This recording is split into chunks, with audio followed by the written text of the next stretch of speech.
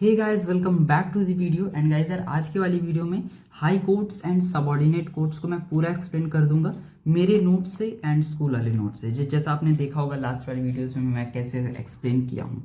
High courts and subordinate courts वाला जो chapter है ये 2025 एग्जामिनेशन के लिए बहुत इंपॉर्टेंट है। तो हो सकता है कल के पेपर में आपको ये यहाँ से क्वेश्चन मिले।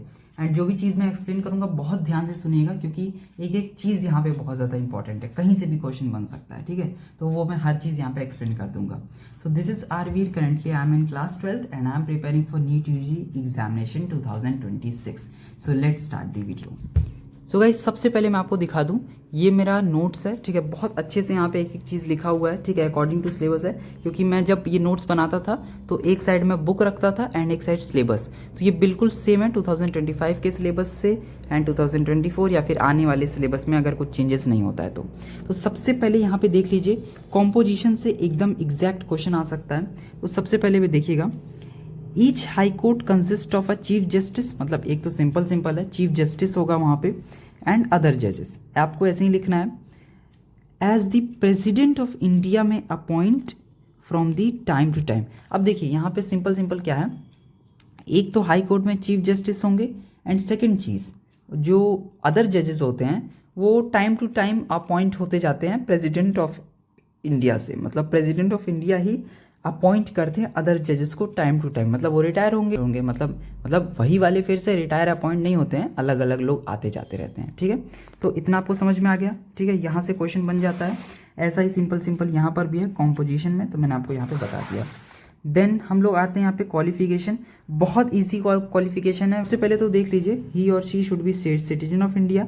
2023 में ये क्वेश्चन आया, 23 मतलब ये क्वेश्चन आया एंड ये 3 to 4 मार्क्स, मतलब 4 मार्क्स नहीं 3 मार्क्स का ये क्वेश्चन आता है। ठीक है, फिर he has held a judicial office in the territory of India for at least 10 years.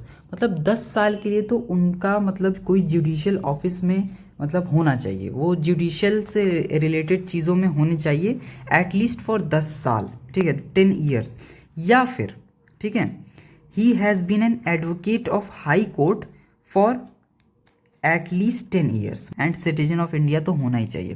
तो आपको क्वालिफिकेशन अच्छे से समझ में आ गया होगा एंड याद भी हो गया होगा, क्योंकि बहुत आसान है। फिर अपॉइंटमेंट सिंपल है। देखिए सबसे पहले तो यहाँ सीजे का मतलब है चीफ जस्टिस एंड एचसी का मतलब हाई कोर्ट, क्योंकि जब मैं नोट्स बनाता था तो ऐसे ही लिखता था द चीफ जस्टिस। ठीक है, the chief justice of high court is appointed by the president of India, मतलब very similar to supreme court के जज, मतलब वहाँ के जो चीफ जस्टिस होंगे। ठीक है, फिर simple in the consultation with chief justice of supreme court. अब यहाँ थोड़ी चीज़ अलग है, क्योंकि ये सुप्रीम कोर्ट से नीचे का है। मतलब यहाँ पे अपॉइंटमेंट के समय जब प्रेसिडेंट अपॉइंट करेंगे तो वो कंसल्ट करेंगे chief justice of supreme court के and the governor of the concern state. मतलब जो भी स्टेट में यहाँ पे चीफ जस्टिस बन रहे हैं, लाइक हम यूपी की अगर बात कर ले तो यूपी में जो हाई कोर्ट है इलाहाबाद में, ठीक है, प्रयागराज में, वहाँ पर जो भी मतलब चीफ जस्टिस बनेंगे वहाँ के कोर्ट के, उनको प्रेसिडेंट ऑफ इंडिया अपॉइंट करेंगे with the consultation of supreme court के चीफ जस्टिस से। ठीक है, and governor of the concern state, मतलब यूपी के गवर्नर भी उनको मतलब कंसल्ट करेंगे। ठीक है, और जो यहाँ पे अदर जजेस होते हैं हाई कोर्ट के, मतलब ये तो हमने chief justice of high court की बात की थी। अदर जजेस जो होते हैं हाई कोर्ट के appointed by president, consult of chief justice of India, governor and chief justice of high court. मतलब आप समझ लीजिए जैसे जैसे यहाँ पे लोअर हो रहा है उनके ऊपर वाले उनको कंसल्ट कर रहे हैं। ठीक है, प्रेसिडेंट ऑफ इंडिया तो अपॉइंट कर रहे हैं लेकिन विद द कंसल्टेशन, मतलब जो उनके ऊपर हो जाएंगे। ठीक है, तो यहाँ पे गवर्नर थोड़ा सा अलग टर्म है, तो इसको भी यहाँ पे याद रखिएगा। ठीक है, अब आपको इतना समझ में आ गया होगा। अब देख लीजिए यहाँ पे चीज़ें ज़्यादा हैं, मतलब अपॉइंटमेंट जो है ये एक क्वेश्चन अच्छा खासा बनेगा जो कि 23 में आया भी है एंड ये 3 to 4 मार्क्स का आएगा एंड मुझे तो लगता है इस साल भी ये आ सकता है। तो अगर आप यहाँ तक मेरी बात को अच्छे से सुन ली हैं तो बहुत आसान हो जाता है आपके लिए यहाँ तक पढ़ना। अब ज्यूरिडिक्शन ऑफ हाई कोर्ट हम यहाँ पे पढ़ते हैं। ठीक है, कोई अगर यहाँ पे प्रोनाउंसिएशन गलत हो रहा है मेरा तो कोई बात नहीं, ठीक है, उसको मैनेज कर लीजिएगा, क्योंकि मैं ऐसे ही बोलते आया हूँ। ठीक है, तो यहाँ भी सिंपल ओरिजिनल ज्यूरिडिक्शन मैंने आपको कहा था, सुप्रीम कोर्ट अगर आपने अच्छे से पढ़ लिया है तो हाई कोर्ट तो बहुत आसान है। इसमें भी सबसे पहले the high courts have original jurisdiction that is power to hear and decide at first instance, मतलब सिंपल वही सेम सेम जैसे सुप्रीम कोर्ट में था, बस आपको फर्स्ट इंस्टेंस लिखना ज़रूरी है। देन 2023 में ये क्वेश्चन आया भी है, देखिए मैंने आप यहाँ पर भी 23 लिखा हुआ है कि कौन से मैटर्स अब आ सकते हैं, क्योंकि ये तो हाई कोर्ट है, सुप्रीम कोर्ट तो ये है नहीं, तो matters relating state revenue and it's collection, मतलब यहाँ से पैसे वैसे की बात पर हो सकता है, ठीक है। केस रिगार्डिंग विथ विल्स आप समझते हैं, डाइवर्स मैरिज, फिर company law, contempt of court may be referred to high court, ठीक है। मतलब इन सब चीज़ पे यहाँ पे बात होती है हाई कोर्ट में ओरिजिनल जुडिक्शन के अंडर, ठीक है। फंडामेंटल राइट्स यहाँ पर भी, इशू रिट्स यहाँ पर भी। इशू रिट्स यहाँ पे क्यों? क्योंकि सुप्रीम कोर्ट हाई कोर्ट में रिट्स को इशू किया जा सकता है, फंडामेंटल राइट्स में भी यहाँ पे हाई कोर्ट आता है, ठीक है। तो ये आपको थोड़ा सा याद रखना होगा, इसमें चीज़ें ज़्यादा, हाई कोर्ट में थोड़े से याद करने वाली चीज़ ज़्यादा है, तो ये 2023 में आया, यहाँ से भी क्वेश्चन बन सकता है। मैं कुछ कहूँगा नहीं, क्योंकि यही चीज़ है जहाँ से क्वेश्चन बनता है, बहुत ज़्यादा चीज़ इसमें है ही नहीं पढ़ने के लिए, बस एक पेज खत्म, चैप्टर खत्म, सेम है, तो यहाँ पे ज़्यादा चीज़ें हैं ही नहीं। इसके बाद इतना पढ़ने के बाद, मतलब ओरिजिनल ज्यूडिक्शन पढ़ने के बाद, यहाँ पे अब आपका आ जाता है एपिलेट ज्यूडिक्शन, मतलब सेम एज सुप्रीम कोर्ट, लेकिन अब यहाँ पे क्या है कि हाई कोर्ट से नीचे जो कोर्ट्स हैं, मतलब सबऑर्डिनेट कोर्ट्स जो हैं, लाइक डिस्ट्रिक्ट कोर्ट्स वगैरह, ठीक है, वहाँ से अब चीज़ें आएंगी, मतलब वहाँ से केसेस आएंगे। Means that high court has a power to accept the appeal against the decisions of district courts in civil as well as criminal matters. अब आपको मैटर्स भी यहाँ पे देखना है, देखिए सिविल तो आपका वही land revenue in case of ये सारी चीज़ हो गई, ठीक है। क्रिमिनल केसेस आपका क्या हो गया, मतलब वही सारे क्रिमिनल केसेस, वैसे आप इतना ही लिखिएगा तो आपको मार्क्स मिल जाएगा, ठीक है। फिर आपका यहाँ पे एक बहुत इंपॉर्टेंट चीज़ है फंक्शंस ऑफ हाई कोर्ट, ठीक है। फंक्शंस ऑफ हाई कोर्ट मतलब यही वाली चीज़ है यहाँ पे, ठीक है। ज्यूडिक्शन ऑफ हाई कोर्ट में ये सारी चीज़ें आएंगी, फंक्शंस वगैरह सब कुछ, ठीक है। तो आपसे वो लोग सिर्फ क्वेश्चन ऐसे करेंगे, मतलब ऐसे करके वो लोग क्वेश्चन देंगे, हाई कोर्ट का कुछ लाइन वगैरह लिख देंगे, एंड उसके बाद कहेंगे, लाइक एक बार मैं आपको दिखाना भी चाहता हूँ कि क्वेश्चन होता कैसा है। मतलब अगर क्वेश्चन आएगा, लाइक यहाँ पे आप लोग देख सकते हैं, ये वाला एक क्वेश्चन आया हुआ है मेरे प्री बोर्ड्स में, तो इसको देख के आप यहाँ पे आइडिया लगाइए कि यहाँ पे देखिए क्या लिखा हुआ है। With reference to judiciary system in India answer the following question, original jurisdiction of high court. अब ये आपको एज इट इज़ पेपर में देखने को मिल जाएगा। तो अब आप यहाँ पे क्या लिखेंगे, सिंपल ये वाली जो पार्ट मैंने आपको बताया ना कि फर्स्ट इंस्टेंट में power to hear and decide at first instance, ठीक है, कोई भी मैटर, ठीक है। अब आपको मैटर्स भी थोड़ा सा लिख दीजिएगा ताकि मार्क्स अच्छा मिल जाए, ठीक है। तो वही मैटर रिगार्डिंग रेवेन्यू कलेक्शन लिख दीजिएगा, ये दोनों तो आप याद कर लीजिए, fundamental rights and issue Ritz, इतना 3 लिख देंगे, अच्छा बहुत, मतलब एग्जामिनर हैप्पी हो जाएगा, ठीक है। तो 1-2 पॉइंट याद ऐसा किया करिए कि हम एक्स्ट्रा लिख लें। फिर अपीलेट जुडिक्शन मैंने आपको बताया था हाई कोर्ट वाला, वो लिख दीजिएगा। फिर देखिए any 2 writs issued by high court, जो मैंने आपको सुप्रीम कोर्ट में बताया था, मैंडमस, क्यू वारंटो, प्रोहिबिशन, ये सारी चीज़ें, तो देख लीजिए उसके भी यहाँ पे क्वेश्चंस हैं। फिर high court as a court of record, अभी आगे बता देता हूँ क्या चीज़ है ये। कोर्ट ऑफ रिकॉर्ड आपने सुप्रीम कोर्ट में जाना था ना, कोर्ट ऑफ रिकॉर्ड जिसमें वो लोग रिकॉर्ड करते हैं अपने डिसीजंस को, अपने जजमेंट को। लाइक हम आते हैं हमारे रिवाइजरी जुडिक्शन पर, जिसमें सिंपल है, means that high court can call for record of a case which has been decided by subordinate court. मतलब ऐसा कोई केस जो सबऑर्डिनेट कोर्ट में डिसाइड हुआ, तो उसको जो है रिव्यू करने के लिए वो वहाँ पे मतलब बुला सकता है, रिवाइज रिव्यू, वही सब आप सिंपल समझिएगा। वो यहाँ पे देखिए लिखा हुआ है नोट्स में भी।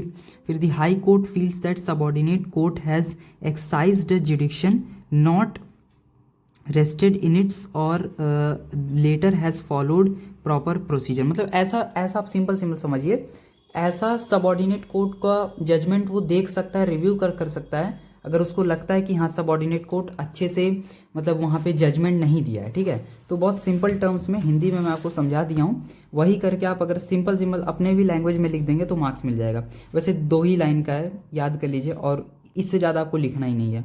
फिर judicial review, high court can declare any provision of constitution null और वाइड, मतलब सेम एज सुप्रीम कोर्ट। फिर अगर वो मतलब फंडामेंटल राइट्स वगैरह को वो कर रहा है, वॉयलेट कर रहा है, ठीक है, अगर ऐसे कोई लॉ जो फंडामेंटल राइट्स वगैरह को वॉयलेट कर रहे हैं, तो उसको वो नल और वॉइड डिक्लेयर कर सकता है। इसमें भी आपको मैं एक बार दिखाना चाहता हूँ ताकि समझ में आ जाए। लाइक जुडिशियल रिव्यू में गार्डियन ऑफ, हाँ इसको हम गार्डियन ऑफ कॉन्स्टिट्यूशन भी कहते हैं, चाहे वो मतलब ये जुडिशियल रिव्यू जो है ये गार्डियन ऑफ कॉन्स्टिट्यूशन होता है। मतलब कॉन्स्टिट्यूशन के मतलब ये कॉन्स्टिट्यूशन को बचा रहा है। ऐसे लॉज जो कॉन्स्टिट्यूशन को हार्म करें तो अगर उसको कोई बचा रहा है तो वो गार्डियन ऑफ कॉन्स्टिट्यूशन होता है, ठीक है। फिर if any law passed by state legislature against the provisions of constitution the high court can declare null और वॉइड, मतलब वही मैंने सिंपल जो आपको बताया। फिर हाई कोर्ट में withdraw a constitutional case from subordinate court and deal with it, मतलब ये हाई कोर्ट जो सबऑर्डिनेट कोर्ट्स हैं उनसे केस ले करके अपने भी डील कर सकता है। Court of record very easy, it also has court of record as supreme court, मतलब वही जो सुप्रीम कोर्ट में वो लोग अपने जो जजमेंट्स थे उनको रिकॉर्ड करते थे। मैं आपको एक बार दिखा देता हूँ, यहाँ पे देखिए लिखा हुआ है supreme court the court of record whose judgement are recorded for evidence and testimony, ठीक है। तो ये आप याद रखिए। इसके बाद इस चैप्टर में कुछ नहीं है, अगर मैं एक बार नोट से भी चेक कर लूँ तो कोर्ट ऑफ रिकॉर्ड है, ठीक है। यहाँ पे आ गया फॉर फ्यूचर केसेस, वही in the judgement the order pass recorded referred by it court for future cases, वही मतलब फ्यूचर केसेस के लिए अपने जजमेंट को वो लोग रिकॉर्ड करते हैं, ठीक है। फिर ऐसा और कुछ यहाँ पे नहीं है। देन यहाँ पे सिंपल सबऑर्डिनेट कोर्ट स्टार्ट है, उसके बाद लोक अदालत, वेरी इजी, मतलब हमारा चैप्टर खत्म होने वाला है 10 मिनट में, मुझे लगता है खत्म हो जाएगा चैप्टर। मैंने आपको हर चीज़ यहाँ पे एक्सप्लेन किया, इसके बाहर से कुछ नहीं आने वाला है। एंड इतना अगर आप लिख देते हैं, क्योंकि मैंने इतना ही याद किया, याद रखना होगा। इसमें भी इस चैप्टर में भी आपको मिल जाएगा, इसमें भी आपको इशू रिट्स वाला मिल जाएगा जिसमें आपको 5 रिट्स मिलेंगे, नाम याद रखिएगा एज इट इज़ आता है। अब हम आते हैं सबऑर्डिनेट कोर्ट पर, ठीक है। सबऑर्डिनेट कोर्ट बहुत इजी चैप्टर है, ठीक है, इसमें कुछ ज़्यादा है ही नहीं। लोक अदालत वगैरह भी बहुत इजी है। तो इसमें है क्या, इसमें सबसे पहले आप समझ लीजिए इसमें है क्या। सबऑर्डिनेट कोर्ट सबसे पहले समझ लीजिए, ये जो कोर्ट होता है ये डिस्ट्रिक्ट जज इसमें काम करते हैं, ठीक है। It is the highest court of district, मतलब डिस्ट्रिक्ट का सबसे बड़ा कोर्ट होता है। It decides both civil and criminal cases, मतलब यहाँ पे सिविल भी केसेस क्रिमिनल भी cases. When a judge decides a civil case he called as a district judge, और वही जज अगर क्रिमिनल केस कर रहा है तो उसको सेशन जज कहते हैं, ठीक है। अब हमें जो हमारे सिलेबस में है वो डिफरेंस बिटवीन डिस्ट्रिक्ट जज एंड सिविल जज, ठीक है, मतलब वही कोर्ट्स वगैरह के बीच में डिफरेंस है। तो हम यहाँ पे डिफरेंस पर बात कर लेते हैं। It is the highest civil court of districts, नाम से समझ में आ रहा है। डिस्ट्रिक्ट जज मैंने आपको बता देता, कोर्ट ऑफ डिस्ट्रिक्ट जज मतलब यहाँ पे सिविल केसेस होंगे तो ये सबसे बड़ा सिविल जज मतलब सिविल कोर्ट होगा डिस्ट्रिक्ट का। और ये वाला सेशन जज मतलब क्रिमिनल केसेस, तो यहाँ पे ये सबसे बड़ा क्रिमिनल कोर्ट होगा उस डिस्ट्रिक्ट का, ठीक है। It is presided over by district जज, it is presided over by session जज। कितने पॉइंट हो गए, 2 पॉइंट हो गए, ठीक है। 2 और याद कर लीजिए ताकि आपके पॉइंट्स कवर हो जाए। It decides civil cases related to land property money transactions, फिर मैरिज डाइवोर्स विल, ये आप समझ रहे हैं सिविल केसेस हैं, ठीक है। तो ये तो आपको पता ही होगा कि कौन से सिविल केसेस होते हैं। And criminal cases, it decides criminal cases like murder, फिर थेफ्ट, फिर आपका पिक पॉकेटिंग, मतलब इस तरह के जो क्रिमिनल केसेस हैं जिसमें आप समझ रहे हैं क्रिमिनल केसेस, वो आप बना के भी लिख सकते हैं, ठीक है। ये पॉइंट तो एकदम ईजी था। फिर द डिस्ट्रिक्ट जज acts as deputy commissioner and district collector, तो ये वाला पॉइंट याद रखिएगा। फिर द सेशन जज does not perform any administrative function, मतलब ये जो 4 पॉइंट्स हैं ये बहुत इजी है, ये लास्ट वाले पॉइंट एक्सप्लेन करने की ज़रूरत नहीं है क्योंकि ये जस्ट नाम है। तो डिस्ट्रिक्ट जज आपका deputy commissioner and district collector की तरह भी मतलब यहाँ पे वर्क करता है। एंड ये सेशन जज कोई एडमिनिस्ट्रेटिव फंक्शन नहीं करता है, मतलब अच्छे खासे यहाँ पे 4 डिफरेंस हो चुके हैं। अब लास्ट चीज़ जो कि है यहाँ पे हमें पढ़ना है वो है लोक अदालत। लोक अदालत से क्वेश्चन आया था लास्ट ईयर जो कि सिंपल क्वेश्चन था, मतलब बहुत कुछ कठिन क्वेश्चन नहीं था। तो लोक अदालत में देख लीजिए 2023 में भी क्वेश्चन आया है, मीनिंग भी पूछा है, एडवांटेजेस भी पूछा है। बहुत इजी एडवांटेजेस, कुछ टफ है ही नहीं। देख लीजिए सबसे पहले तो मीनिंग ये है कि ये पीपल्स कोर्ट है, कोर्ट ऑफ पीपल, ठीक है, ये तो आपको पता है। ये लोक अदालत नाम से ही समझ में आ रहा है, ठीक है, लोगों की अदालत। फिर एडवांटेजेस, सबसे इजी जो मतलब पूरे पार्ट में होगा ना, पूरे जुडिक्शन पूरे जुडिशरी में वो लोक अदालत है। तो समझ लीजिए सबसे पहले आप लोक अदालत में जाएंगे तो क्या देखेंगे कि हमारा काम बहुत जल्दी हो जाए। प्रोवाइड क्विक लीगल एक्शन, ठीक है, एड्स यहाँ पे लिखा है, आप एक्शन भी लिख सकते हैं। प्रोवाइड क्विक लीगल एड, ठीक है। स्पीडी जस्टिस, ठीक है। फिर एलिमिनेट हाई कॉस्ट, मतलब ज़्यादा पैसा नहीं लगेगा, समझ रहे हैं, सिंपल सिंपल वाले। Work on the spirit of compromise, ये लाइन बहुत इंपॉर्टेंट है, यही मतलब लाइन पे हमारा MCQ लास्ट ईयर बना था, ठीक है। reduce the burden of high courts, promote social justice, advocates are not required, decisions of लोक अदालत is final। तो इतना अगर आप याद कर लेते, इतना आपको याद वैसे भी नहीं करना है, ज़्यादा से ज़्यादा कोई 4 याद करेगा, उससे ज़्यादा आएगा नहीं, वैसे भी 2 ही आता है, ठीक है। तो 4 अगर आ जाता है तो फाइनली इतना ही चीज़ है इसमें, और तो मैंने आपको सब बता दिया, अगर कोई होता तो इतना अगर आप याद कर लेते हैं तो सब आपका हो जाएगा। वैसे फर्स्ट वर्ल्ड वॉर वाला पेज है। अगर आपको वीडियो अच्छा लगा है तो इसे लाइक कर दीजिए, चैनल को सब्सक्राइब कर लीजिए, एंड मैं मिलता हूँ नेक्स्ट वीडियो में, तब तक के लिए गुड बाय।